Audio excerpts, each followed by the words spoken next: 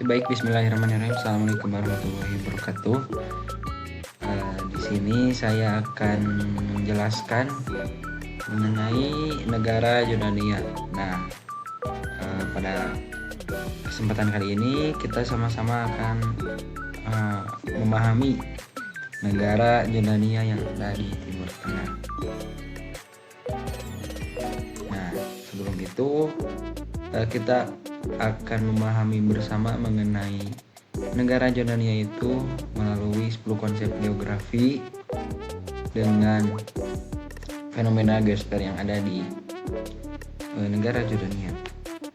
Nah, sebelum itu saya akan menyebutkan terlebih dahulu 10 konsep geografi. Yang pertama ada konsep lokasi, kemudian konsep jarak, konsep keterjangkauan, konsep pola, konsep morfologi, konsep aglomerasi, konsep interaksi dan interdependensi, konsep ini kegunaan, konsep diferensiasi area, dan yang terakhir itu konsep keterkaitan ruang. Nah, kemudian adapun fenomena geosfer itu ada 5. Yang pertama ada atmosfer, yang kedua yaitu litosfer, kemudian hidrosfer, biosfer, dan antroposfer.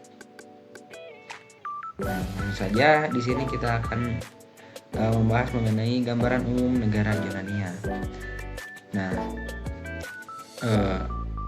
negara tersebut bernama Yordania, kemudian ibu kotanya yaitu Kota Amman. Bentuk pemerintahan dari negara Yordania adalah monarki konstitusional parlementer. Kemudian kepala negaranya untuk sekarang yaitu Raja Abdullah II. Kemudian mata uang yaitu dinar Yordania. Etnis utama dari negara Yordania yaitu Arab, hampir yaitu 98%. Kemudian hari kemerdekaan negara Yordania itu adalah 25 Mei tahun 1946. Kemudian agama di negara Yordania itu adalah Islam Sunni sekitar 97,2%. Kemudian luas wilayah negara Yordania itu 89.342 km persegi, dan populasi dari negara Yordania sekitar 11 juta jiwa.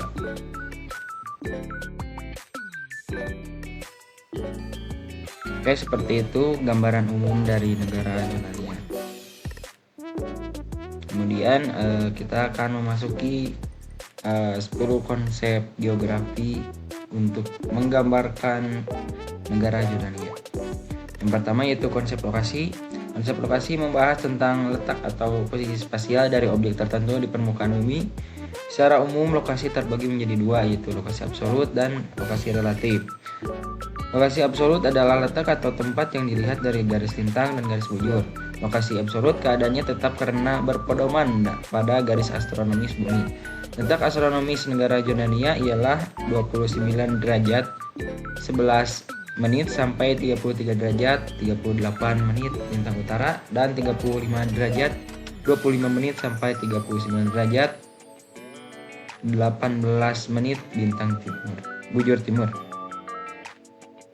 Kemudian lokasi relatif adalah letak atau tempat yang dilihat dari daerah lain di sekitarnya. Lokasi relatif dapat berganti-ganti sesuai dengan objek yang ada di sekitarnya. Nah, letak geografis dari negara Yordania yaitu di sebelah utara itu berbatasan dengan Suriah, sebelah timur berbatasan dengan Arab Saudi dan Irak, kemudian di sebelah selatan berbatasan dengan Arab Saudi, dan di sebelah barat berbatasan dengan Palestina. Lalu yang kedua ialah konsep jarak. Nah, jarak adalah ruang yang menghubungkan antara dua lokasi atau dua objek. Konsep jarak dibagi menjadi 2, yaitu jarak mutlak dan jarak relatif. Jarak mutlak adalah jarak dua tempat yang diukur berdasarkan garis lurus di udara yang mudah diukur pada peta. Untuk jarak mutlak ini, jarak antara ibu kota negara Indonesia, Jakarta, dengan ibu kota negara Yordania, Amman, ialah kurang lebih 8.596,19 km. Lalu jarak relatif bisa dinyatakan pada jarak tempuh. baik yang berkaitan dengan waktu perjalanan yang diperlukan maupun satuan biaya angkutan.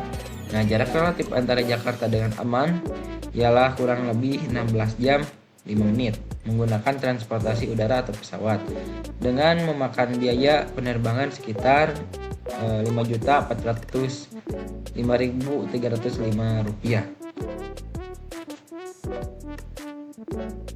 Kemudian yang ketiga ada konsep keterjangkauan. Nah, konsep geografi ini mengacu pada kemudahan untuk mencapai suatu objek yang dipengaruhi oleh kondisi geografi suatu wilayah. Jika kita ingin berpergian ke Amman, Yordania dari Jakarta, perlu kita perhatikan transportasi yang akan kita gunakan dan jarak tempuhnya. Nah, bisa kita lihat bahwasanya jarak tempuh antara Jakarta dengan Amman itu kurang lebih 8.596,19 km. Nah, di sini ada perbandingan dengan jalan kaki dengan menggunakan pesawat terbang. Nah, jikalau dengan jalan kaki waktu tempuhnya itu kurang lebih 106 hari 19 jam. Nah, sedangkan jikalau menggunakan pesawat terbang waktu tempuh transportasinya itu kurang lebih dari 16 jam 5 menit. Nah, itu sangat berbanding jauh gitu ya waktunya antara menggunakan transportasi udara dengan berjalan kaki seperti itu. Kemudian yang keempat yaitu ada konsep pola. Konsep ini mengacu pada susunan atau penyebaran fenomena pada ruang muka bumi. Konsep pola merupakan bentuk interaksi manusia dengan lingkungan atau interaksi alam dengan alam maupun sosial budaya. Ada dua aspek utama dari konsep pola negara Jordania ini, yaitu yang pertama pola konsentrasi di wilayah barat dan utara.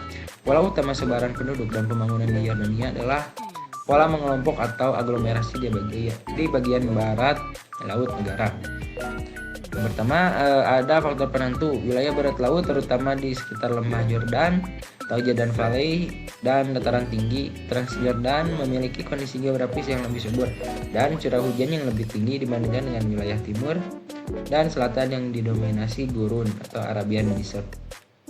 Nah, aktivitas ekonominya mayoritas industri, pusat pemerintahan, pendidikan, dan layanan kesehatan juga terkonsentrasi di kawasan ini, menciptakan pada aglomerasi kegiatan manusia. Kedua, ada pola memanjang di lembah sungai relik. Meskipun wilayah gurun sangat luas, ada pola pemukiman memanjang yang historis dan signifikan, yaitu di sepanjang lembah Yordan. Faktor penentunya ialah keberadaan sungai Yordan sebagai sumber air vital yang merupakan sumber kehidupan utama di daerah yang kering. Nah, wujud polanya, desa-desa pertanian pemukiman cenderung memanjang mengikuti aliran sungai dan sumber irigasi di lembah tersebut. Kemudian yang kelima ada konsep morfologi. Konsep ini membahas tentang bentuk permukaan bumi relief sebagai hasil dari proses geologi endogen dan proses eksogen seperti erosi dan sedimentasi. Dataran tinggi dan gurun kering. Sebagian besar wilayah Yordania didominasi oleh bentang alam yang kering dan bergelombang. Terdapat dataran tinggi Transjordan. Di sebelah timur lembah Jordan terdapat dataran tinggi berbukit tempat ibu kota Amman berada. Morfologi ini ditandai oleh perbukitan yang curam yang secara bertahap menurun ke arah timur. Kemudian ada gurun Arab. Lebih dari separuh wilayah Yordania di bagian timur dan selatan diliputi oleh gurun Arab. Morfologinya didominasi oleh gurun berbatu dan juga gurun pasir, seperti di Wadi Rum yang dikenal dengan morfologi bukit-bukit pasir merah yang unik dan formasi batuan besar yang tererosi. Kemudian yang keenam yaitu konsep aglomerasi. Nah, konsep ini merujuk pada kecenderungan pengelompokan fenomena geografis yang sejenis di suatu wilayah tertentu. Pengelompokan ini baik itu populasi, aktivitas ekonomi, atau industri terjadi karena adanya keuntungan bersama dari lokasi yang berdekatan. Ketika dikaitkan dengan negara Jordania, aglomerasi paling jelas terlihat pada konsentrasi populasi dan ekonomi yang sangat tinggi di wilayah tertentu, terutama di bagian barat laut negara.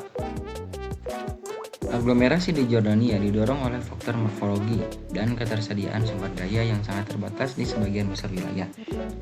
Pusat aglomerasi yaitu di Amman, ibu kota, sebagai pusat aglomerasi utama, diikuti oleh kota-kota terdekat seperti Zarqo dan Irbid. Kemudian ada faktor menariknya, yaitu wilayah ini memiliki iklim yang lebih moderat, topografi yang memungkinkan pembangunan, dan merupakan lokasi historis bulan sabit subur yang lebih subur dibandingkan wilayah gurun di timur. Nah, kemudian aktivitas masyarakatnya konsentrasi di sini adalah aglomerasi sektor jasa, keuangan, pemerintahan, pendidikan, dan perdagangan yang mendominasi perekonomian Jordania. Dan yang ketujuh ada konsep nilai kegunaan. Konsep ini mengacu pada kelebihan yang dimiliki suatu wilayah atau fenomena geografis dan bagaimana kelebihan tersebut dimanfaatkan oleh manusia untuk memenuhi kebutuhannya. Nilai kegunaan bersifat relatif, artinya kegunaan suatu tempat dapat berbeda bagi orang atau kelompok yang berbeda. Nilai kegunaan negara Jordania. Meskipun Jordania adalah negara yang miskin sumber daya alam, negara ini memiliki nilai kegunaan yang sangat tinggi pada aset-aset geografis dan budayanya yang unik. Nah, yang pertama ada nilai kegunaan pariwisata, ekonomi, dan budaya.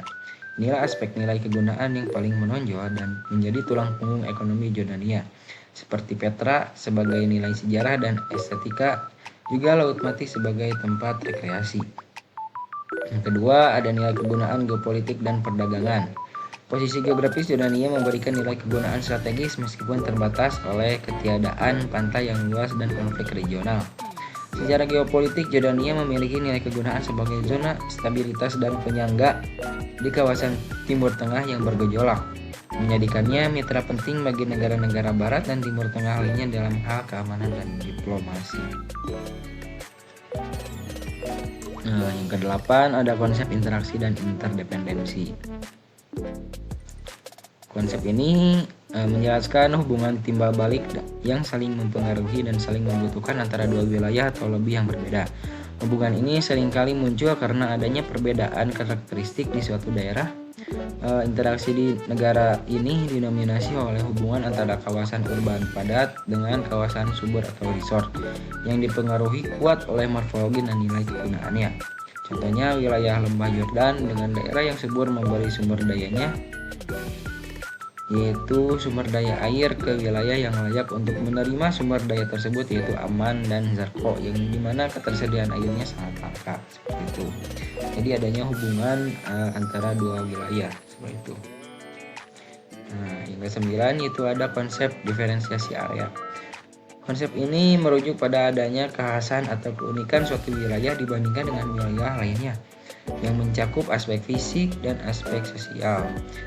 Diferensiasi area di Jordania sangat tajam dan didorong terutama oleh morfologi dan topografi. Negara ini secara jelas terbagi menjadi zona yang memiliki karakteristik geografis dan pemanfaatan yang sangat berbeda. Pertama, zona barat, yaitu koridor subur dan urban. Wilayah ini adalah zona paling padat penduduk dan paling subur secara relatif, berkat kedekatannya dengan lembah petahan yang lebih rendah. Karakteristik fisiknya, dataran tinggi Transjordan memiliki iklim Mediterania yang lebih sejuk dengan curah hujan yang cukup untuk pertanian tada hujan. Karakteristik sosialnya, pertanian di lembah Jordan dan jasa perdagangan di dataran tinggi. Kedua, zona timur dan selatan gurun kering.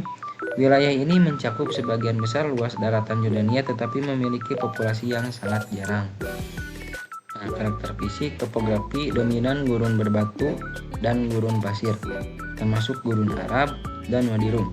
Morfologi, curah hujan rendah menyebabkan erosi angin yang kuat membentuk bukit pasir dan formasi batuan unik seperti di Wadi Rum. Kemudian karakteristik sosial ekonomi. Fungsi utama, konservasi, pertamanan, dan pariwisata petualangan. Singkatnya, Jordania adalah contoh klasik diferensiasi area di mana keunikan fisik, terutama perbedaan ekstrim antara lembah patahan yang lembab dan dataran tinggi gurun yang kering, menentukan pola aglomerasi manusia, pemanfaatan lahan, dan interaksi ekonomi. Oke, kemudian masuk ke konsep yang terakhir, yaitu konsep keterkaitan ruang. Nah, konsep ini menjelaskan sejauh mana persebaran suatu fenomena di suatu tempat berhubungan dengan persebaran fenomena lain di tempat yang sama atau di tempat yang berbeda. Konsep ini melihat hubungan sebab akibat atau korelasi antara dua variabel geografis.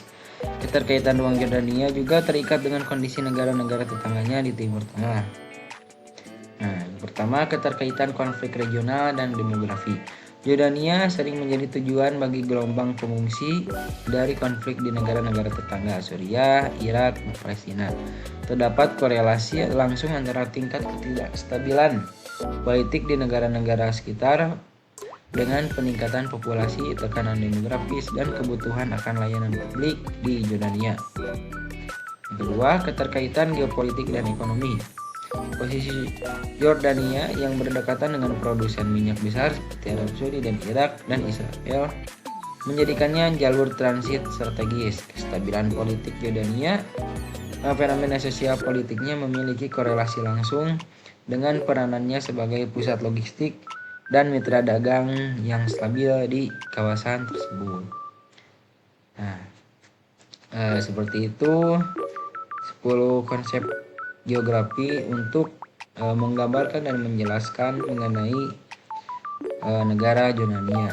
Nah, langsung saja kita akan masuk ke dalam fenomena geosfer. Nah, fenomena geosfer ini adalah segala fenomena yang berhubungan dengan bumi sebagai satu kesatuan. Nah, di sini fenomena geosfer ini ada 5 macam. Yang pertama, atmosfer, yaitu fenomena yang berhubungan dengan lapisan udara yang melindungi bumi termasuk cuaca, iklim, angin, awan, dan hujan. Kemudian litosfer, itu fenomena yang berkaitan dengan lapisan batuan atau kulit bumi yang keras meliputi bentuk muka bumi, batuan, dan proses geologi. Yang ketiga, ada hidrosfer, fenomena yang berhubungan dengan lapisan udara di bumi meliputi lautan, sungai, danau, air tanah, dan uap air. Yang keempat, ada biosfer, itu fenomena yang berkaitan dengan kehidupan di bumi, yaitu persebaran flora dan fauna serta ekosistem yang terbentuk. Dan terakhir yaitu antroposfer, fenomena yang berkaitan dengan manusia dan segala aktivitasnya termasuk persebaran penduduk, kegiatan ekonomi, sosial, dan budaya yang mempengaruhi atau dipengaruhi oleh lingkungannya. Oke, baik, kita memasuki fenomena geosfer yang pertama, yaitu atmosfer. Kondisi atmosfer negara Jordania diklasifikasikan sebagai iklim Mediterania dan iklim gurun. Mayoritas wilayahnya didominasi oleh kondisi gurun yang kering dan panas, tetapi bagian barat yang berdekatan dengan Laut Mediterania memiliki variasi yang lebih besar. Berikut rincian singkat mengenai kondisi atmosfer negara Jordania. Yang pertama, iklim dan suhu temperatur. Jordania mengalami 4 musim yang kontras yang sangat dipengaruhi oleh perbedaan ketinggian morfologi. Musim panas bulan Juni sampai September biasanya panjang, panas, kering, dan cerah. Suhu tertinggi harian di ibu kota Amman rata-rata berkisar antara 28 sampai 32 Celcius. Namun di wilayah Gurun dan Aqaba, suhu dapat dengan mudah melebihi 35 sampai 40 Celcius atau lebih. Musim dingin bulan Desember sampai Maret. Musim dingin di dataran tinggi cenderung dingin dengan suhu tertinggi harian rata-rata di bawah 15 Celcius. Suhu terendah di Amman bisa mencapai sekitar 3-4 Celcius dan salju kadang-kadang turun di wilayah yang lebih tinggi. Yang kedua, curah hujan atau presipitasi. Secara keseluruhan, Jordania adalah negara yang sangat kering dengan curah hujan rata-rata tahunan yang rendah yang merupakan masalah utama bagi sumber daya air. Rendah dan tidak merata. Rata-rata curah hujan tahunan seluruh negara hanya sekitar 111 mm per tahun. Konsentrasi musim curah hujan hampir seluruhnya turun selama musim dingin dari bulan Desember hingga Februari atau Maret. Ketiga, cuaca, kekeringan atau kelembaban. Kekeringan. Sebagian besar tahun, terutama selama musim panas dan transisi, cuaca di Jordania sangat kering dan cerah. Periode tanpa hujan biasanya berlangsung lama antara April hingga November. Variasi lokal. Wilayah Laut Mati memiliki iklim yang sangat panas dan kering sepanjang tahun karena berada di ketinggian di bawah permukaan laut.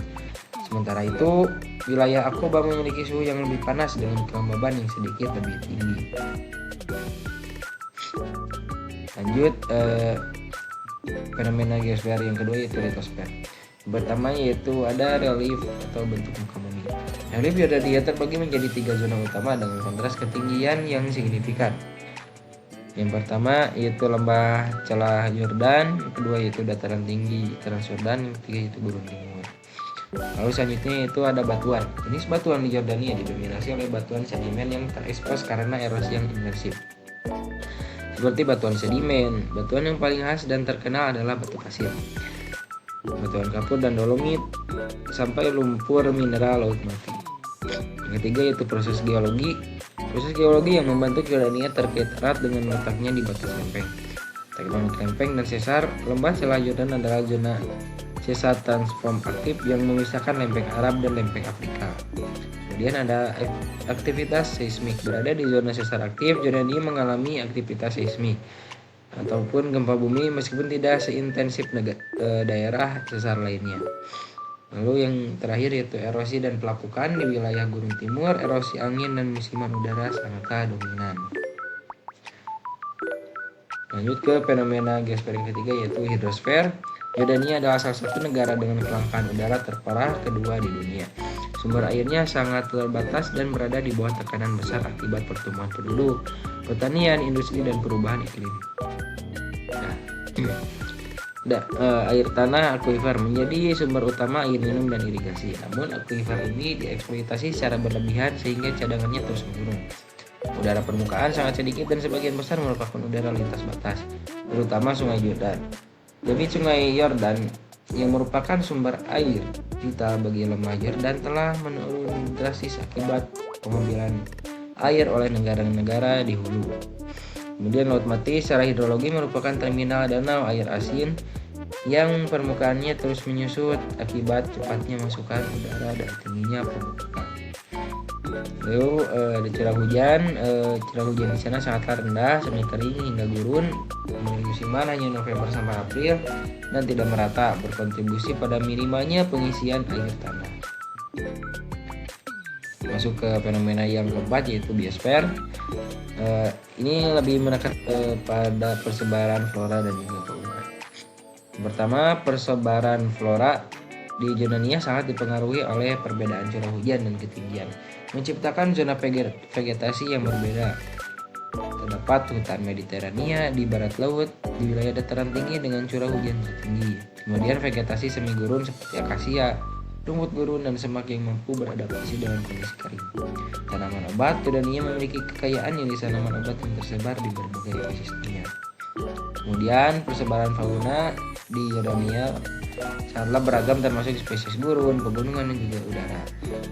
Mamalia, oryx Arab, spesies antelop yang berhasil dilepasliarkan kembali di cagar alam Saumari, serta ibex Nubian, kambing yang hidup di pegunungan terjal, misalnya di cagar alam Mujib, dan juga burung sungrouse, lark, dan wetter. Fauna endemik, beberapa spesies yang hanya ditemukan di Yordania seperti ikan serhani dan ikan gara laut. Terakhir yaitu antroposfer. Nah, ini menekankan kepada 4 aspek yaitu demografi, ekonomi, sosial budaya, dan politik. Yang pertama yaitu demografi. Total populasi Yordania diperkirakan sekitar 11,5 juta jiwa per 2024 sampai 2025. Kemudian kepadatan penduduk cukup tinggi di bagian barat, terutama di Amman dan dataran tinggi Transyordan, karena sebagian besar wilayah timur adalah gurun yang tidak layak huni. Usia median relatif muda, sekitar 24,7 tahun, menandakan tingginya proporsi usia produktif muda. Urbanisasi sangat tinggi, sekitar 85% dari populasi tinggal di daerah perkotaan. Kemudian yang kedua yaitu ekonomi. Struktur ekonomi Yordania diklasifikasikan sebagai negara dengan pendapatan menengah, middle income country. Perekonomiannya tidak berbasis minyak, melainkan didominasi oleh sektor jasa seperti pariwisata, keuangan, dan transportasi, lalu manufaktur dan pengiriman uang dari pekerja Yordania di luar negeri. Adapun sumber daya perekonomian sangat rentan karena keterbatasan sumber daya alam terutama udara dan ketergantungan pada bantuan asing. Lalu sektor strategis yaitu sektor pariwisata seperti Petra, Laut Mati, dan Wadi Rum. Yang ketiga yaitu sosial budaya. Identitas mayoritas penduduk di sana 94% adalah Arab. Dengan Islam Sunni sebagian agama yang dominan ataupun mayoritas ialah sekitar 97%. Sistem sosial masyarakat Jordania masih sangat dipengaruhi oleh struktur suku yang berperan penting dalam dinamika sosial dan politik, terutama dalam mendukung monarki Hashemite. Budaya Jordania kaya akan warisan Arab dan Islam, tercermin dalam arsitektur, tradisi, dan kerama tamahan yang kuat. Lalu yang terakhir yaitu ada politik, isu dan pemerintahan. Bentuk pemerintahan monarki konstitusional yang dipimpin oleh Raja Abdullah II. Monarki memegang kekuasaan dan peran sentral dalam menentukan kebijakan. Kemudian stabilitas regional, Yordania dikenal sebagai pulau stabilitas. Di kawasan yang bergejolak berbatasan dengan Israel, Palestina, Suriah, Irak, dan Arab Saudi. Namun stabilitas ini rapuh dan sering terancam oleh konflik di perbatasannya. Kemudian isu politik utamanya itu adalah konflik Palestina-Israel. Jordania memiliki kepentingan vital dan hubungan historis yang mendalam dengan isu Palestina dan secara konsisten mendukung solusi dua negara.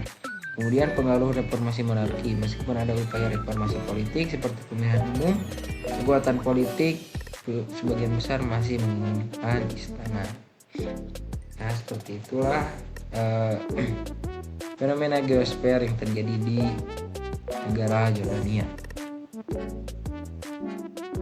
Mungkin sekian yang dapat saya sampaikan dan dapat kita pelajari. Jadi untuk negara Jordania ini dalam sudut pandang 10 konsep geografi dan juga fenomena geosfer yang terjadi di sana itu deskripsinya seperti itu.